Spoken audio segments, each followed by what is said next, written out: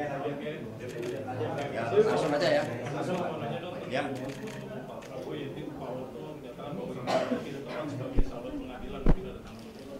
Ya, Pak Oto Hasibuan barangkali lupa ya bahwa beliaulah yang meminta kehadiran Ibu Megawati Soekarno Putri sebagai saksi. Yang mungkin maksudnya pada awalnya berbeda, sebagai barangkali suatu pressure mau menghadirkan Bu Mega, tapi ternyata Bu Mega malah siap dan dengan senang hati hadir sebagai saksi di Mahkamah Konstitusi. Tapi kemudian sampai sidang berakhir kan tidak dihadirkan. Karena itulah memenuhi permintaan Pak Oto Hasibuan, akhirnya Ibu Mega sebagai warga negara Indonesia dan juga demi tanggung jawabnya bagi bangsa dan negara, bagi kebenaran dan keadilan yang hakiki, Ibu Mega menuliskan perasaan dan pikirannya untuk menyelamatkan konstitusi dengan demokrasi dengan menjadikan diri beliau sebagai amicus curiae. Dan ini bukan dalam kapasitas beliau sebagai presiden kelima, bukan dalam kapasitas sebagai ketua umum PDI Perjuangan, tetapi dalam kapasitas sebagai warga negara Indonesia yang memiliki tanggung jawab bahwa kedaulatan itu berasal dari rakyat. Dengan demikian kebenaran yang hakiki itu juga berasal dari rakyat. Untuk itu pemimpin jangan menyalahgunakan kekuasaan, semua berpegang pada konstitusi dan peranatan kehidupan yang baik. Mas, terkait pemanggilan Wali Bakri besok di Polda Metro Jaya? Ya, tadi dibahas oleh para purnawirawan TNI Polri dan kelompok civil society yang bergabung di dalam Forum Penyelamat Reformasi dan Demokrasi.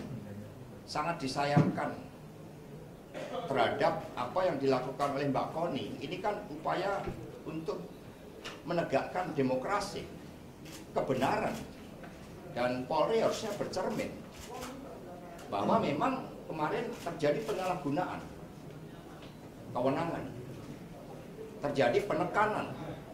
Bahkan kepala daerah yang sangat baik dari PDI Perjuangan namanya Ibu Ipuk, Bupati Banyuwangi yang notabene adalah istri dari Pak Abdullah Aswar Anas. Beliau rajin turun ke desa, bekerja dengan baik, memajukan Banyuwangi.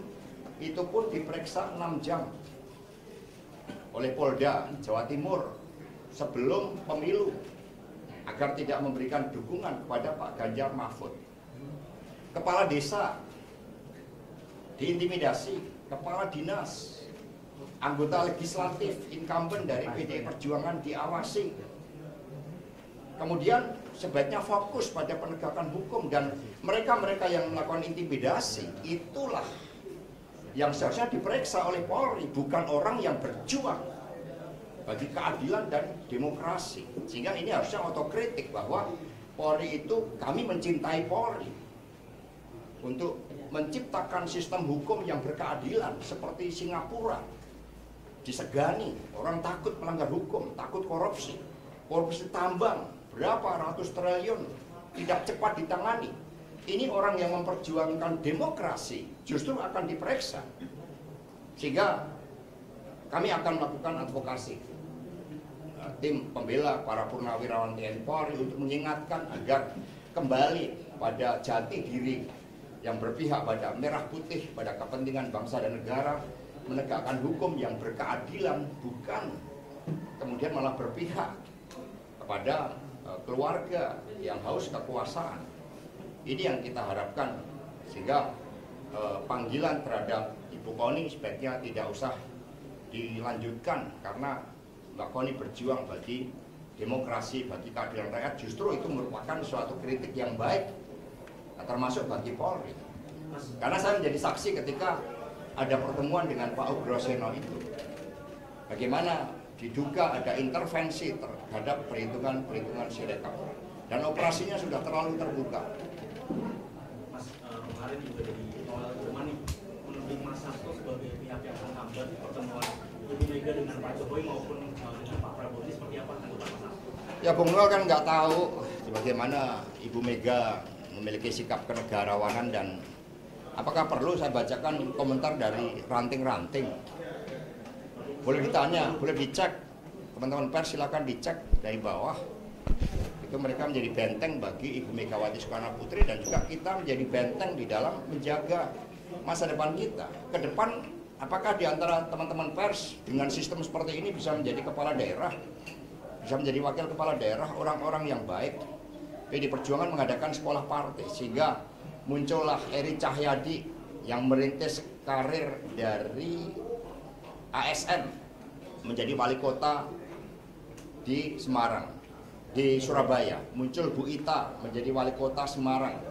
Pak Abdullah Aswar Anas menjadi bupati 2 periode di Banyuwangi, itu dari kalangan rakyat biasa. Rano Karno dari kalangan artis tapi punya suatu keberpihakan terhadap budaya bangsa, bisa menjadi gubernur. Pak Jarod Saiful Hidayat seorang dosen bisa menjadi wali kota Blitar 2 periode. Begitu banyak dari kalangan rakyat biasa yang bisa menjadi kepala daerah, termasuk Pak Jokowi ketika belum berubah. Sehingga ini yang terancam sekarang. Nanti yang menjadi pimpinan adalah mereka yang punya uang, mereka yang punya akses terhadap hukum, sehingga hukum bisa dilanjutkan menjadi alat intimidasi. Apakah itu yang kita inginkan?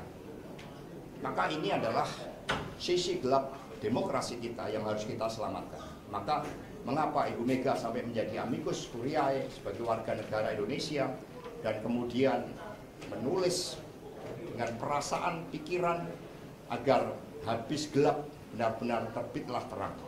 Mas, berarti grassroots PDIP nggak mau bergabung dengan Prabowo? Kan Pak Jokowi tadi yang tanyakan. Nggak mau bergabung dengan Pak Jokowi. Kalau dengan Pak Prabowo kan kita masih ada persoalan dengan MK. Kita tunggu keputusan dari Mahkamah Konstitusi. PD Perjuangan itu digerakkan oleh hal-hal yang fundamental demi kejayaan bangsa dan negara kita. Maka yang penting bukan siapa bertemu siapa, tetapi bagaimana persoalan-persoalan yang kita hadapi bisa kita mitigasi. Pelemahan rupiah sudah sangat mengkhawatirkan, 16.300 per US dollar beban utang luar negeri kita.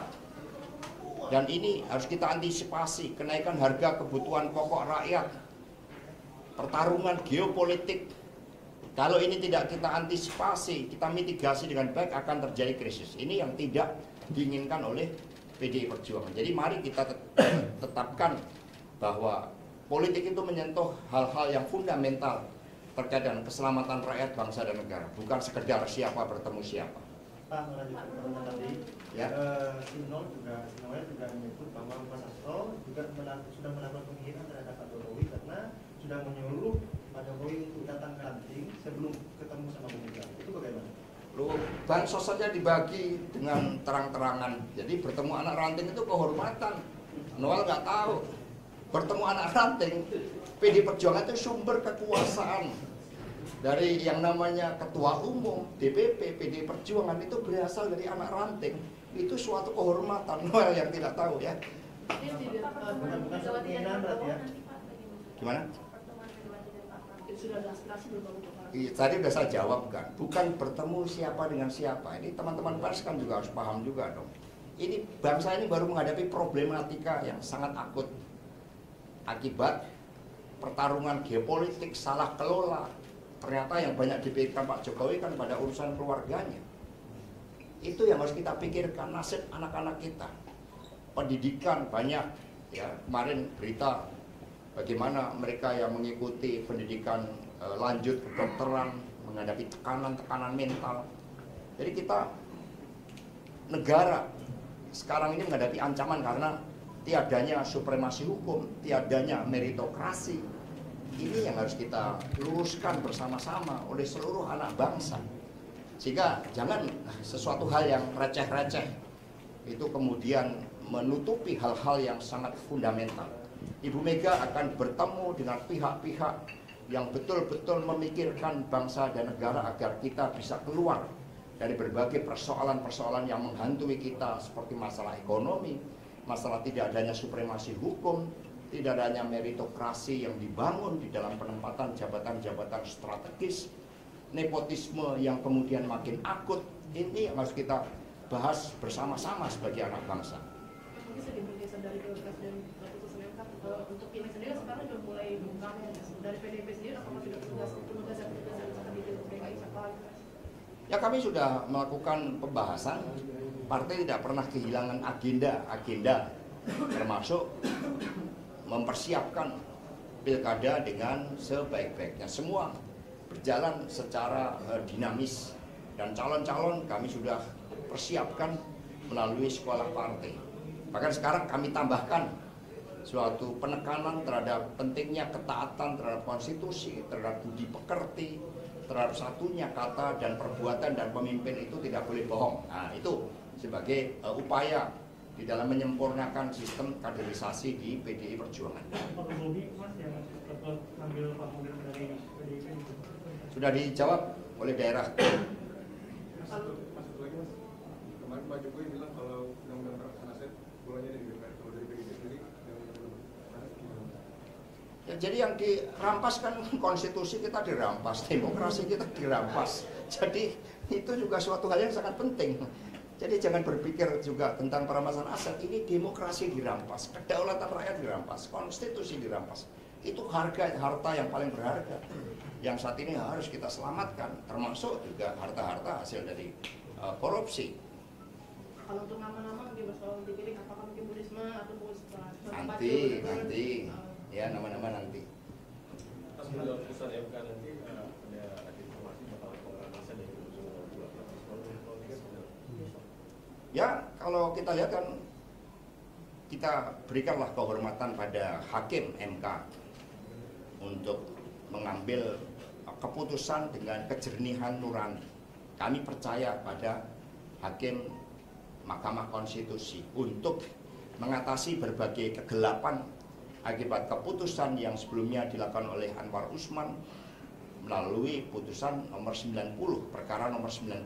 Itu yang harus diatasi, dan kita percayakan pada hakim MK agar memiliki sikap kenegarawanan, jangan ditekan-tekan, apalagi melibatkan suatu masa aksi.